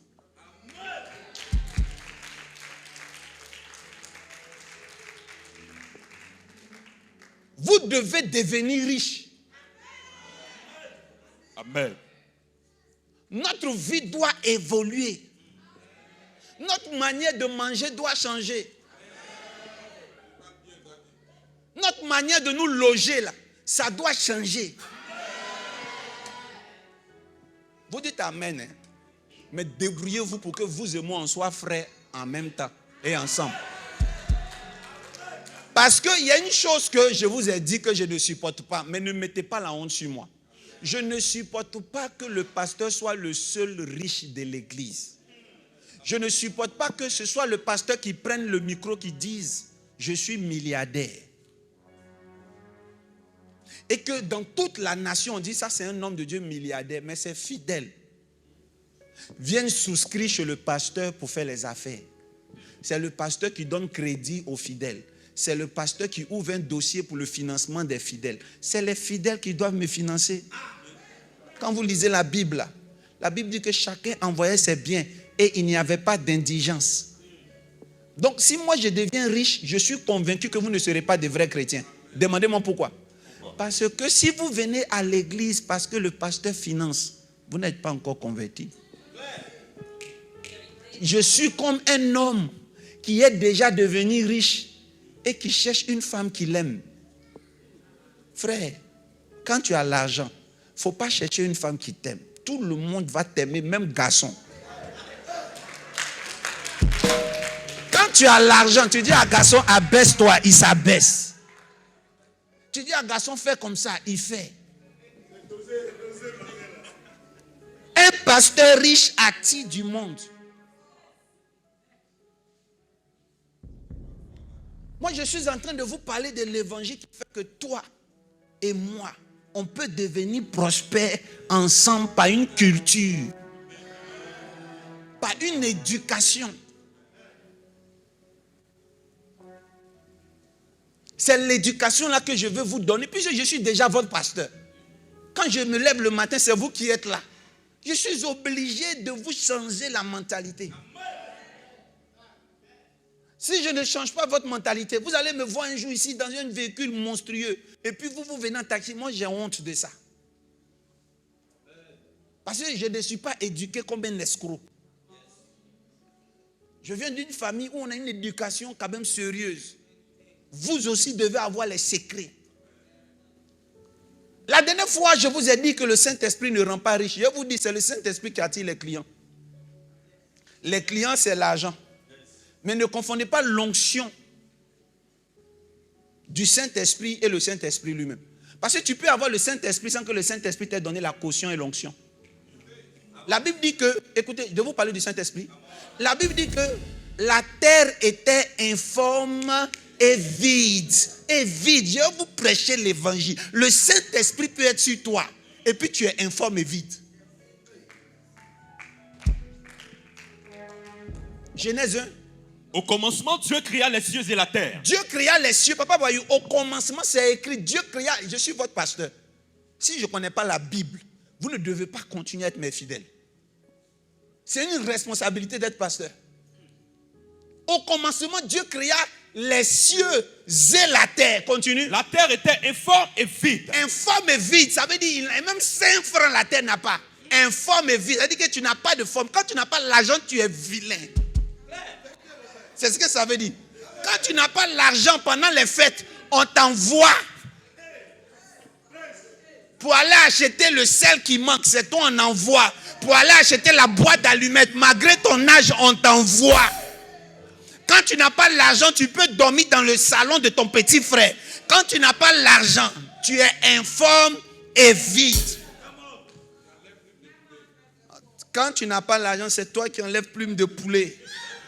Regarde, quand tu n'as pas l'argent, on dit qu'il faut donner ça à Junior, il va enlever des capsulaires là. Et puis il fait, c'est tes dents qu'on va prendre pour faire des capsulaires. Quand tu n'as pas l'argent, la Bible dit que tu es informe et vide. Regardez-moi bien, la Bible dit que la terre était informe et... Continue. Il y avait des ténèbres à la surface de l'abîme. Continue. Et l'Esprit de Dieu se mouvait au-dessus des eaux. L'Esprit de Dieu était où ça? Donc la terre informe et vide habitait avec l'Esprit. L'Esprit Saint peut habiter avec quelque chose qui est informe et vide. Oui, le Saint-Esprit peut être avec toi dans la pauvreté. Le pauvre Lazare est mort, il est sauvé parce qu'il avait l'Esprit Saint. Donc l'Esprit Saint, son rôle là, c'est pas de te rendre riche.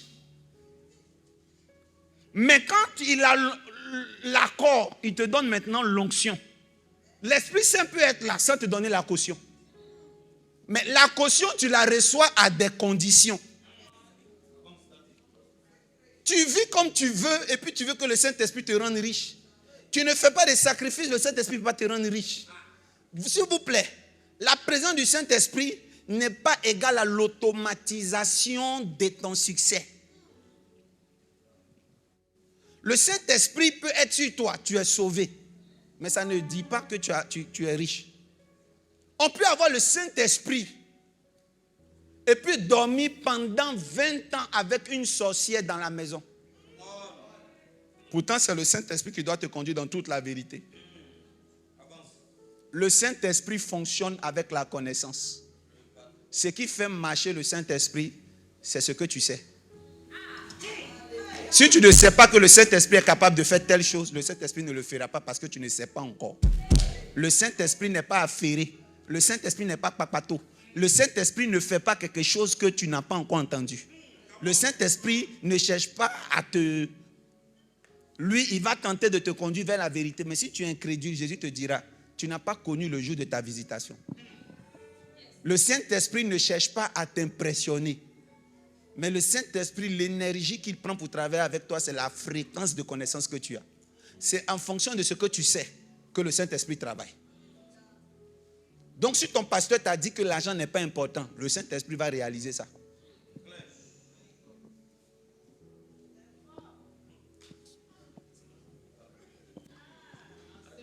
Hein?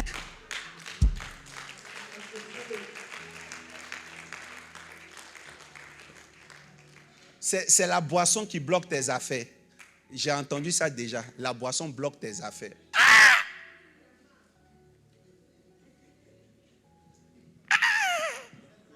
Les milliardaires qui boivent whisky. J'en connais beaucoup.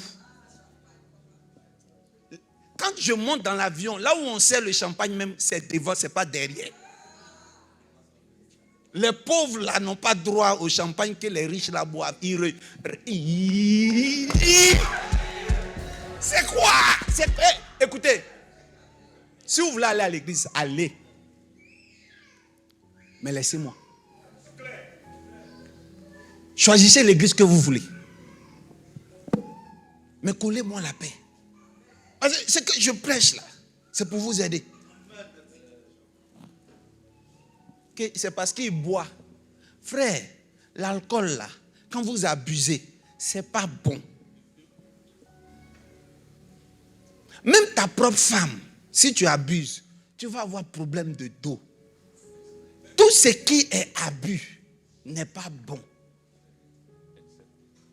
C'est ce que la Bible dit. Tout est permis, mais tout n'est pas utile. Quand on a décidé de ne plus vous aider, quand on ne peut plus vous aider, vous savez ce que nous les pasteurs on fait. Je vais casser les papeaux des pasteurs. Non, maman, tu sais quoi? Quand on n'arrive plus à vous aider, on accuse quelqu'un. C'est ce qu'ils ont fait pour ma soeur là. Quand on ne peut plus t'aider, On va mettre même sur l'enfant qui est dans ton ventre. Enfant de 9 mois. C'est lui qui détruit ta vie. Ça veut dire que toi-même, ta vie qui était détruite depuis. Le pauvre qui vient de naître, ma fille, tu es sauvée au nom de Jésus. On acclame pour elle. C'est parce que je suis fâché. Hein. C'est ma manière d'être fâché avec toi hein, que je parle comme ça. Je suis fâché. Donc, quand on n'arrive plus à vous aider parfois, on va accuser quelqu'un. On va accuser quelque chose. On va accuser un truc dans votre vie. Frère, je peux parler? Est-ce que je peux parler? Il y a un homme qui est italien, un païen dans la Bible. Le Seigneur dit, j'ai aimé tes aumônes et tes offrandes. Viens, je vais te montrer Simon-Pierre. Vous croyez que lui, là, il était saint? Il n'était pas saint. Si Dieu veut t'aider, il t'aide malgré ta vie. Est-ce que j'ai dit que vivez mal? Il n'a pas dit vivez mal. J'ai dit que la réussite n'a rien à voir avec le salut. Si tu veux vivre le salut, sanctifie-toi. Si tu veux être sauvé, convertis-toi. Si tu veux être riche, fais les sacrifices. Nombre 29, verset 28 est clair. Qu'on vient de lire. 38, pardon. Verset 38 est clair. Il dit, le boucle, c'est pour que tes péchés soient pardonnés. Point. Ajoutez tous ces sacrifices au sacrifice complet de chaque jour. Dis avec moi, le sacrifice comment? Quand quelque chose est complet, là, on ajoute dessus. Le sacrifice de Jésus est complet. Mais ajouté. C'est ce que ça veut dire. C'est français, mais ce n'est pas français. Quand on dit ajouter ces sacrifices, c'est parce qu'au verset 25, 26 et 27, ils ont cité les farines, tout ça. Et même ils vont revenir dessus. Verset 28. Verset 38. Non, verset 38, on reprend. Vous offrirez aussi un bouc en sacrifice. Vous offrirez Jésus. Vous Continue. offrirez un bouc en sacrifice. Uh-huh. Pour que vos péchés, le pardon des péchés. pour le pardon des péchés. On ajoutera tous ces sacrifices Uh-huh. au sacrifice complet de chaque jour. Dis amen. Le sacrifice complet là, c'est le sacrifice de Jésus. Mais le sacrifice d'expiation de Jésus là, il est complètement accompli quand votre vie même est épanouie. C'est pour ça qu'il peut dire, toi qui es pauvre, dis que je suis riche. Que le pauvre dise, je suis riche, et que le faible dise, je suis fort. Pourquoi? Parce que le Seigneur sait sur quoi il compte pour que vous élevez votre voix pour le dire. Notre vie doit évoluer. Vous m'avez compris? Si on enlève les climatiseurs ici, on va passer les cultes les plus mauvais d'Abidjan. On sera la seule église où le culte n'est pas chic. Parce qu'on ne peut pas prier dans la chaleur. On ne peut pas prier dans la chaleur. Vous êtes d'accord avec moi, non? On ne peut pas prier dans la chaleur. Au temps de Jésus, là, quand il priait, les portes étaient ouvertes. Ici, là, on ferme. Si on ne ferme pas, le voisin se plaint. Quand on met les climatiseurs, quand la facture vient à la fin du mois, c'est 1 million. Ou bien vous n'êtes pas abidjanais. Quelqu'un m'a dit même c'est petit, hein, Daddy. Les climatiseurs qu'on voit là, 1 million chaque 2 mois, c'est vraiment petit. C'est plus.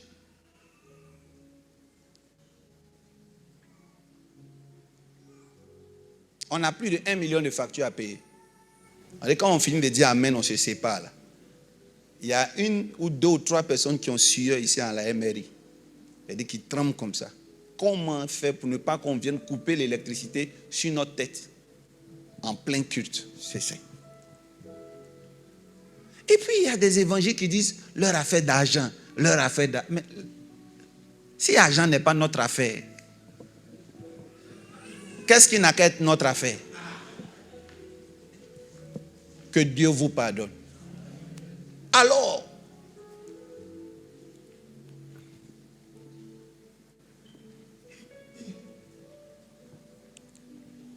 j'ai épuisé toutes mes cartouches du matin. Hein?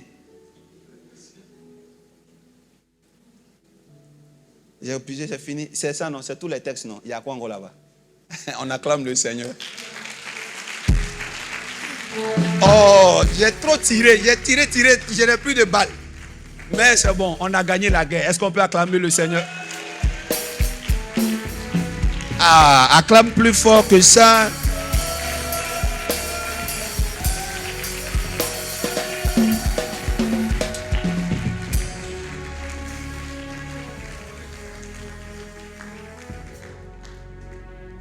Je peux parler à quelqu'un. Come on.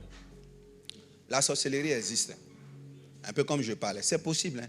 La Bible dit que depuis le sein de ta mère, tu es prophète des nations. Quelqu'un peut être sorcier depuis le ventre. Mais pour notre sœur, ce n'est pas le cas. Je suis voyant. Ce n'est pas le cas. Il n'y a rien. Je n'ai vu aucune énergie du sang humain sur sa vie ni sur les enfants.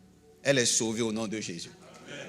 Maintenant, ça c'est juste, je veux que vous appréciez combien de fois je suis complet. Je ne suis pas en train de dire qu'un enfant, mais pour elle, là, ce n'est pas ça. Si elle me fréquente, elle est sauvée. Elle va se retrouver. Parce que moi, j'ai vu précisément le problème. Le vrai évangile ne consiste pas seulement en paroles, mais en démonstration de puissance.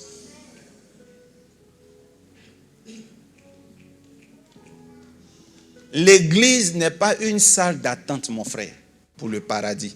La salle d'attente, là, c'est un lieu où on attend le directeur. Non, ce n'est pas une salle d'attente. En attendant d'être sauvé, mangez, vivez. Il faut vivre.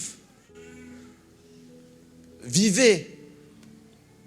Au lieu de me donner les sujets de prière, je vous rends autonome. Au lieu de vous donner du poisson, je préfère vous apprendre à pêcher. Ça, c'est ma manière d'être. Je vous donne les secrets et les docs. Jusqu'au 21 février, c'est Sagol. Sagol, c'est la couleur violet en hébreu.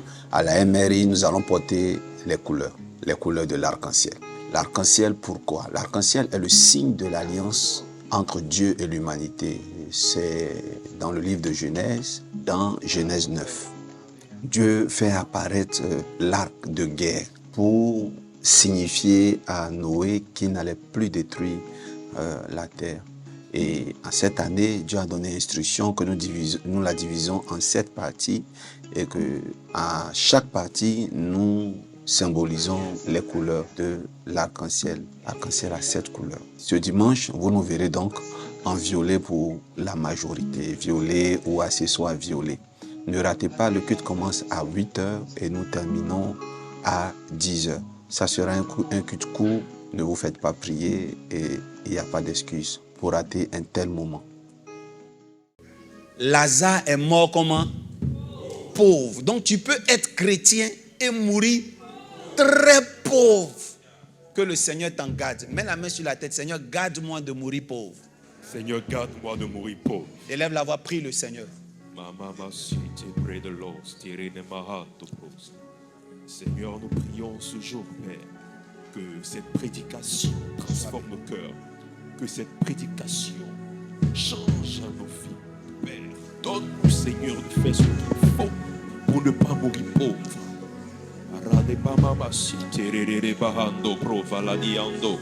E della doschi di pralicando varadi presa e randosva do robo vahando rodobochetta e radi on the read bounting the reading flows e rada mama Oh, e ragato Sandelebo, Sikiribi, Sandelebo, Sandelebo,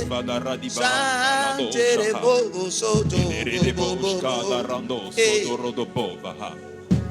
the praying and announcing the reading la la la la la la la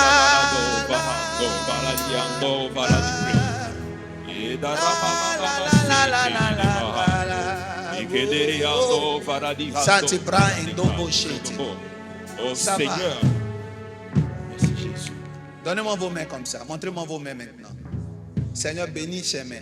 Amen. Que ces mains fassent des exploits. Amen. Dans le nom de Jésus. Amen. Dis mes mains. Mes mains conduiront des voitures de luxe. Conduiront des voitures de luxe. Je veux que tu prennes la clé d'une voiture. Prends la clé d'une voiture. Dans ta main. Si tu n'as pas de voiture, prends la clé d'une voiture. Même si tu as une voiture, fais comme si tu prends une clé dans ta main. Voilà. Il y a des voitures aujourd'hui qui n'ont même plus de clé. C'est que des empreintes.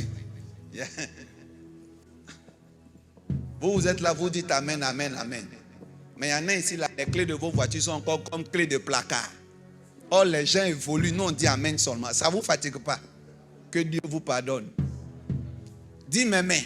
Mes mains Conduiront des voitures de luxe. conduiront des voitures de luxe. Quand on va dans l'église du prophète d'Oxy, tout c'est le matériel. Quand tu arrives même, toutes tes voitures, voyage. Frère,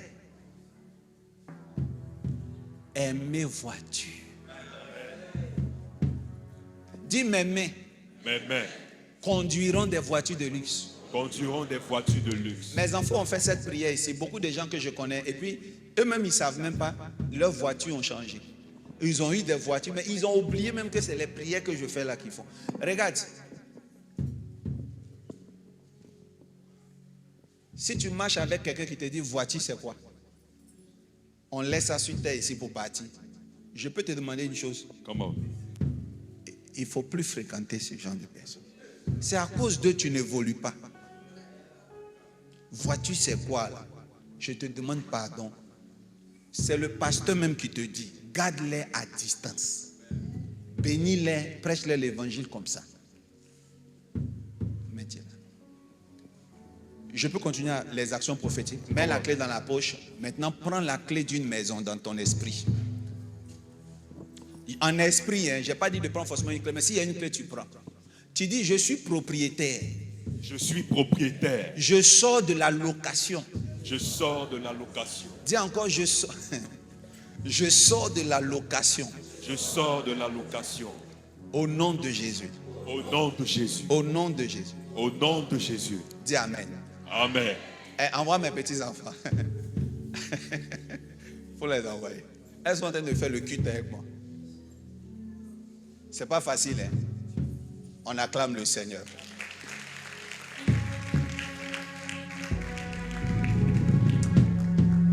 Elle est venue en Badon en 2018-2019.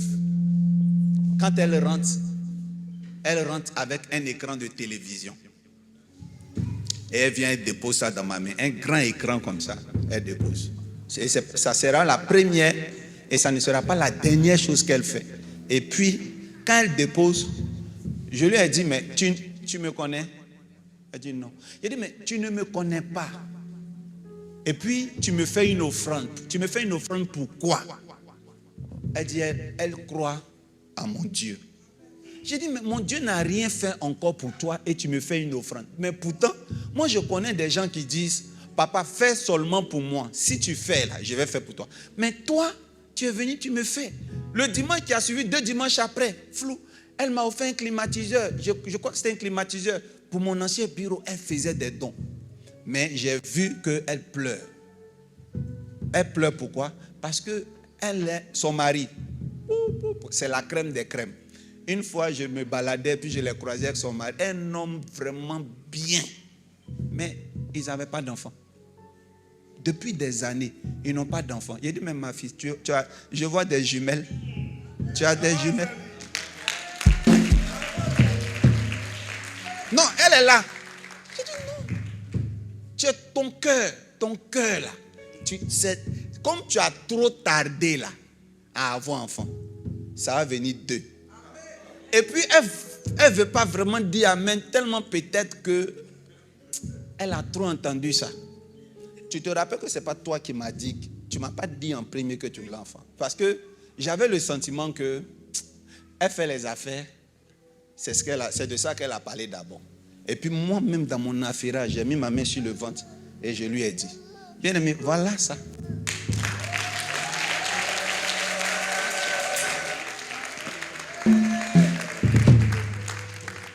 Elles ont 22 mois. On acclame le Seigneur Jésus. Donc, on était en train de causer un jour et puis j'ai encore prophétisé. Elle dit, papa.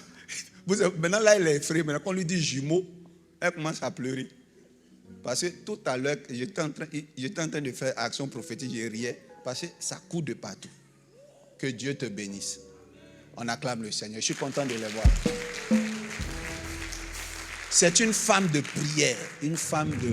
Elle a la foi guerrière. C'est-à-dire, tu ne peux pas la blaguer. Dieu a fait. Sois béni. Va t'asseoir, allez vous asseoir. Va t'asseoir les petits enfants. Elle m'a dit avant-hier, papa, tes petits enfants ont envie de te voir. On a envie de te voir. Je suis tellement content. Ce n'est pas le seul miracle. Où elle est ma fille là? Madame Coutouan, elle est où? Viens, coucou, viens rapidement. Viens. Elle aussi, elle a eu pression. Là, avec un joli monsieur. Il n'y a pas d'enfant. Elle est jeune, hein? Des années, il n'y a pas d'enfant. Et le seul moment où l'enfant, où elle tombe enceinte, on appelle ça fausse alerte. Tu viens, reste avec l'enfant avec elle. Viens toi aussi. Vous connaissez fausse alerte, non? 1 mois, 2 mois, elle est convaincue que c'est une grossesse et puis vlap, ça passe. Donc, elle arrive ici à la MRI, mais c'est son mari qui vient. Il est devant là. C'est la première fois, hein. Je ne les connais pas. J'appelle le monsieur, il est là, je parle, et puis je dis, mais il y a un problème dans ton cœur. Actuellement, ton cœur bat parce que ta femme vous venez de faire test. Elle est enceinte de, je crois, 1 mois, 2 mois, mais tu as peur, ça va passer. Effectivement, ça va passer. Et puis j'ai dit quoi? Que ça va tomber. Normalement, on vient chez un homme de Dieu pour avoir solution, non? Il dit ça là, ça va encore tomber parce que c'est pas moi qui ai fait venir ça. Ça, c'est avant de m'avoir rencontré. Ça va tomber. Mais le sang qui est passé là, c'est pour laver ton sang. Et puis j'ai dit ça là, que ça tombe. Parce que ce n'est pas une grossesse. Mais le sang qui va passer va laver ton ventre. Il y a des gens qui ont eu peur à cause de ce que j'ai dit là. Ils ne viennent plus à l'église. Hein.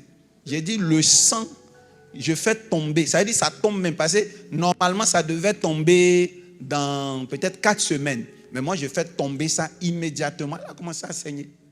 Et j'ai dit, ce sang-là va laver ton ventre pour accueillir maintenant les enfants du Saint-Esprit. Voilà ça. Non, il faut soulever le miracle de Jésus-Christ de Nazareth. On ne rend pas suffisamment, papa, on ne rend pas témoignage à la MRI. Hein. Les gens ne savent pas. Les gens, ils ne savent pas. J'ai dit que ça tombe et c'est tombé. C'est ça, non? Oui, papa, c'est tombé. Et c'est là qu'elle a pris cette grossesse. Vous savez, quand vous perdez comme ça, il y a une recouche. Mais quand c'est tombé, les temps qui ont suivi, 2 mois, il n'y avait rien. Elle a eu des règles. L'autre mois qui est venu, les mois qui ont suivi, elle n'a pas eu ses règles. Après la prière, le mois même qui a suivi, et puis bam, c'est parti comme ça. 9 mois, et puis le fiston est né. On acclame le Seigneur pour ça. Acclamons Jésus pour le miracle. Donc tu peux aller t'asseoir. Jésus-Christ est capable. On n'a même pas besoin, ici, je peux vous dire quelque chose, une vérité, pas besoin de tuer de bœuf, de mouton. Prononcer le nom de Jésus seulement te guérit. Il y a une puissance dans le nom de Jésus. Cependant, il y a des exceptions. Il y a des personnes qui doivent passer par des étapes. Il y a un homme qui était aveugle. Jésus a pris la terre. Il ne s'est pas arrêté là. Il a fait quoi? Il a craché. Et il a pris la boue là. Vous savez, quand quelqu'un gêne beaucoup, sa bouche sent. Un gars comme Jésus qui gêne, sa salive là, c'est pas simple. Mais il a mis quand même sur les yeux de l'aveugle. Frère, quand tu es aveugle, ton odorat devient puissant. Quand Jésus a mis, l'aveugle même a su par où il passe. Il dit, ouais, ce que j'ai fait est grave. Mon péché est fort. Cracha. Et vous voyez, mais est-ce que les autres aveugles là, on a pris la boue? Non. Donc Jésus est venu nous montrer tous les modèles de guérison. Tout est accompli. Je vous ai montré que souvent vous allez dire au nom de Jésus, ça va prendre. Mais souvent vous aurez besoin de prendre l'élément terre, l'élément eau. Pour le fou de Gadara, souvent les porcs vont prendre vos problèmes pour partir. Donc Jésus-Christ, son nom est puissant à condition que vous connaissez ce qui active la puissance de son nom. Dans Acte 19, là, il y a des gens qui ont prononcé le nom de Jésus, les démons les ont frappés. pour vous dire que prononcer le nom de Jésus ne suffit pas. Je n'ai jamais dit que Jésus n'est pas puissant. À tel point qu'on doit aller tuer les bêtes parce que Jésus n'est pas totalement puissant.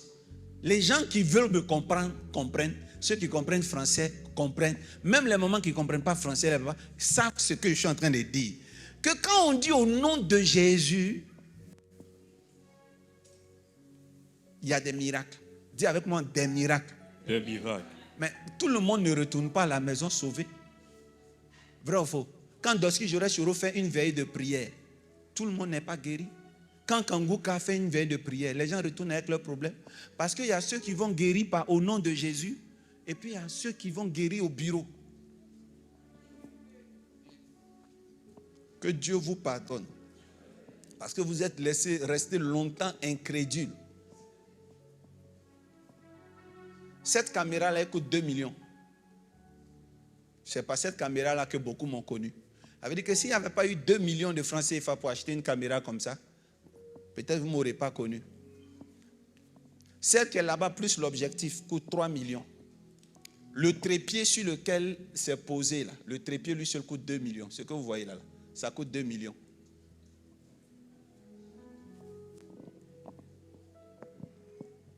Tu comprends ce que je suis en train de prêcher? Les deux télés là, associées, elles coûtent 1 million et quelques. Les deux. Frère, si vous ne devenez pas puissant, mais que sera l'évangile de demain? Papa Nassa, si vous ne devenez pas puissant, on fait comment?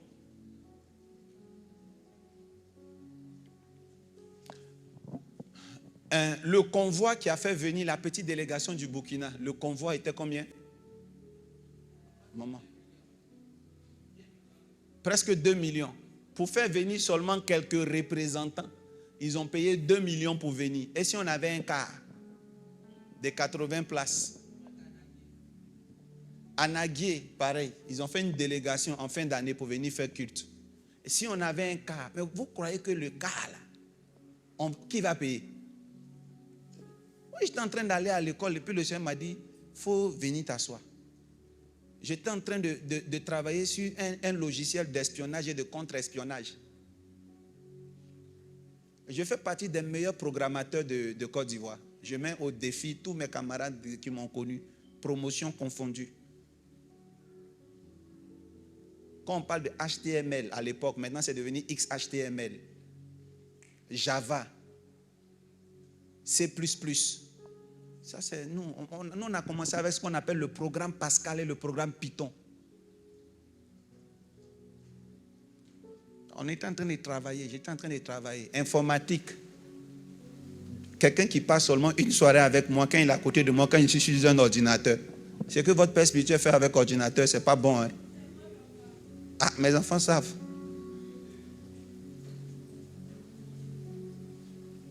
Donc, je sais ce que ça coûte de faire ce que je fais là. Mais tu peux même connaître tous ces diplômes là, puis tu n'as pas de travail. Toute cette connaissance là, puis tu peux ne pas être riche. Vous êtes avec moi?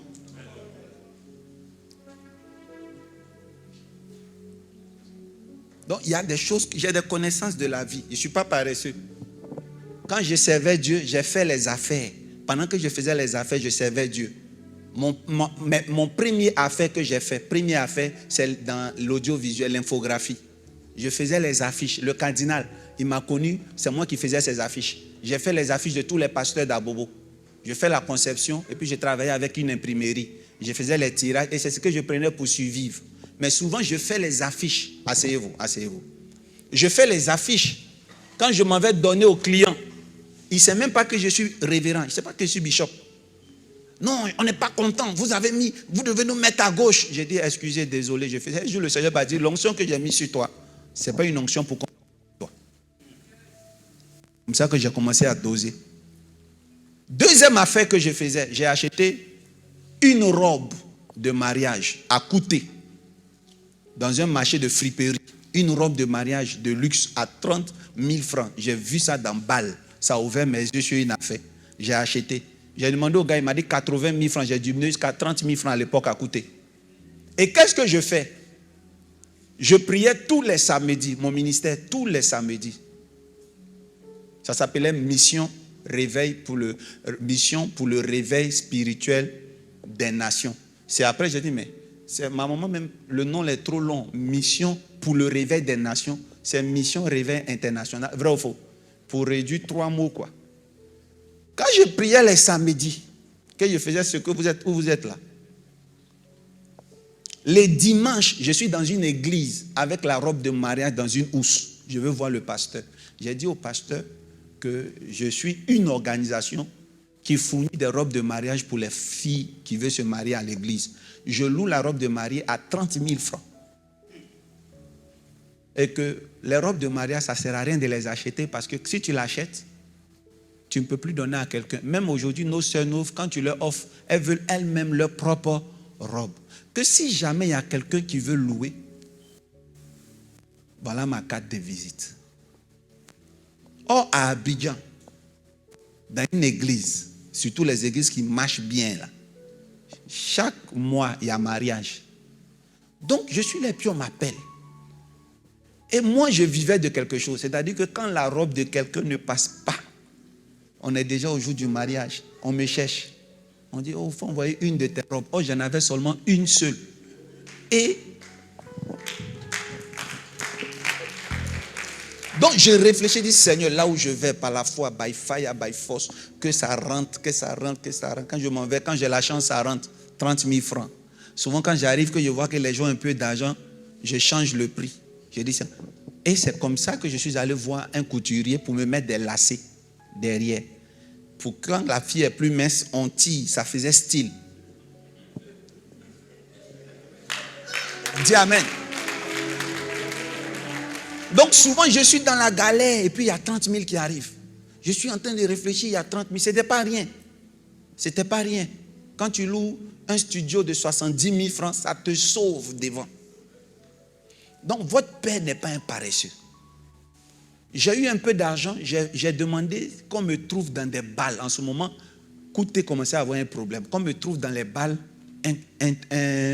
une robe de mariée. Et j'avais une fille spirituelle qui avait son ancienne robe de mariage. Elle avait pratiquement 50 ans. Elle a une robe de mariage de son temps, quand elle se mariait, qui était quand même bien. Elle m'a donné. Il y a une autre qui m'a donné une robe de mariage XL. Elles m'ont donné. C'est comme ça que j'ai eu mes 3 robes. Une que j'ai achetée, 2 qu'on m'a offert, et la 4e, je l'ai achetée encore occasionnellement, je crois à 100 et quelques mille francs. Donc, je guettais maintenant les mariages. Pour vous rappeler, je dis je suis dans l'informatique audiovisuelle. Donc, je prenais maintenant en charge les mariages. Je viens, je te dis, prends chez moi la robe, prends chez moi l'impression de tes photos.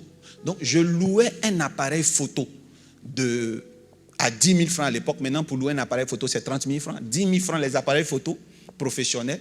Et je viens, je prends photo, je filme. Je prends photo avec le même, je filme. Je prends photo, je filme. C'est ce que je faisais avec une vieille caméscope Sony que je louais. Donc, je n'ai pas commencé avec pour moi-même. Et je ne savais pas prendre de photos. Mais je me suis débrouillé. Je me rappelle mon premier mariage, toutes les photos étaient floues. Et j'ai dit à la mariée que c'est comment on appelle ça? On appelle ça effet rêve. Elle dit, oui, c'est vrai, hein? C'est vrai. C'est un effet rêve. Et je lui ai dit, tu l'as pour voir dans les films là. Ça, c'est effet rêve. Et il y avait seulement 3 qui ont marché, Jésus avec moi. Les 3 qui ont marché, elle a encadré, et puis effet rêve, elle monte à ses camarades. Elle dit, oh, c'est un artiste. J'ai dit, ouais, le Seigneur, il est avec moi. Donc, voilà comment j'ai commencé à prendre des photos en servant Dieu en fin 2001, 2002. C'est comme ça que je me débrouillais. Je sers Dieu, je prends photo, je vais à l'église, je prends photo. Jusqu'à ce jour-là, je forme tout le service de communication. Il n'y a pas quelqu'un d'autre. Le service de communication de la MRI, il faut qu'on rende à César ce qui est à César. C'est le prophète Dolski, Jaurès, Yoro qui les forme tous.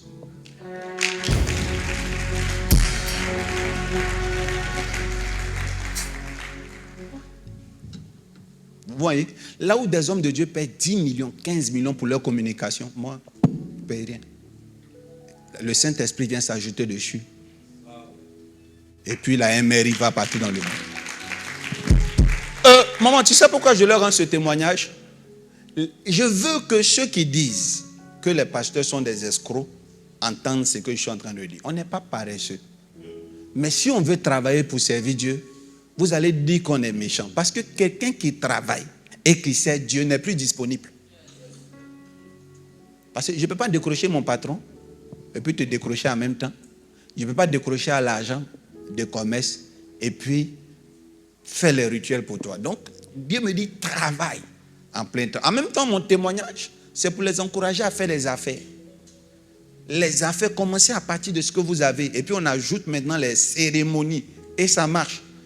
Et voilà comment est-ce que je gagnais l'argent. Je fais les affiches, je filme les mariages, moi-même sur le terrain.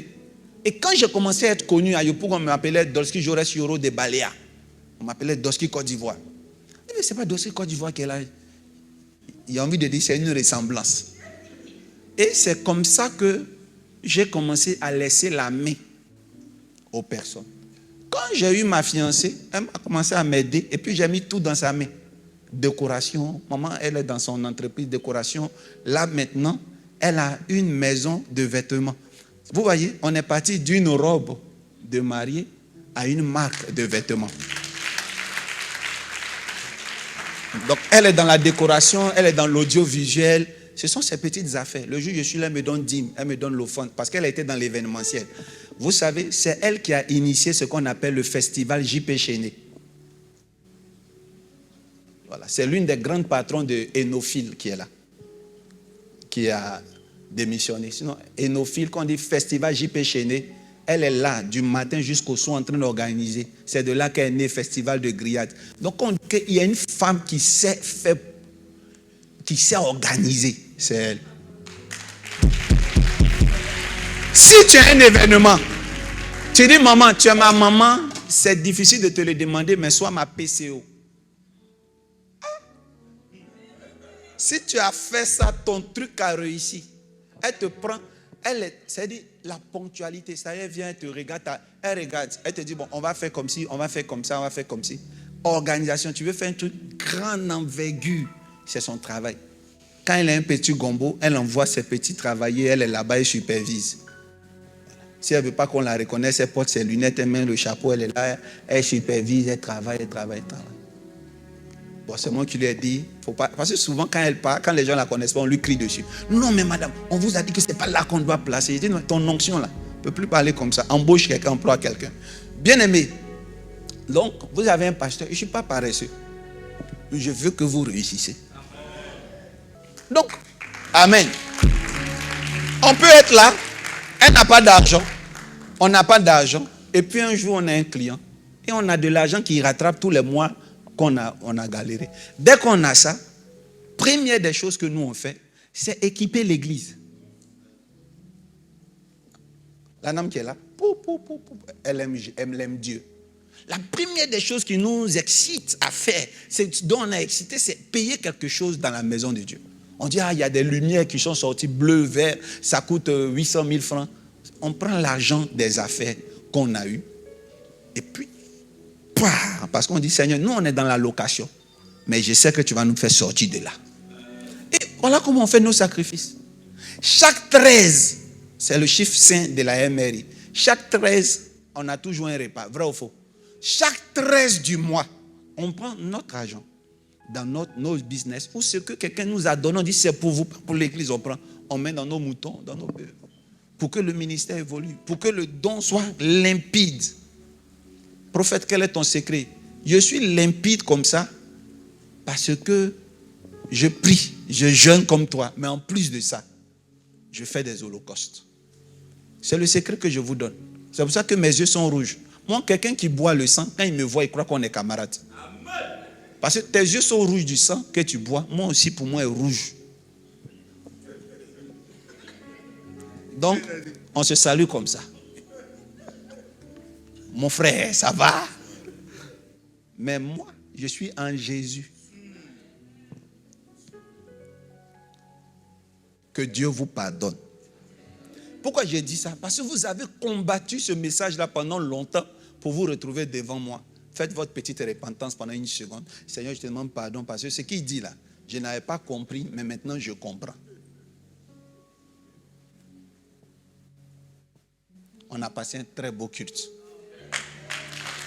Bienvenue en 2025. Acclamez très bien le Seigneur.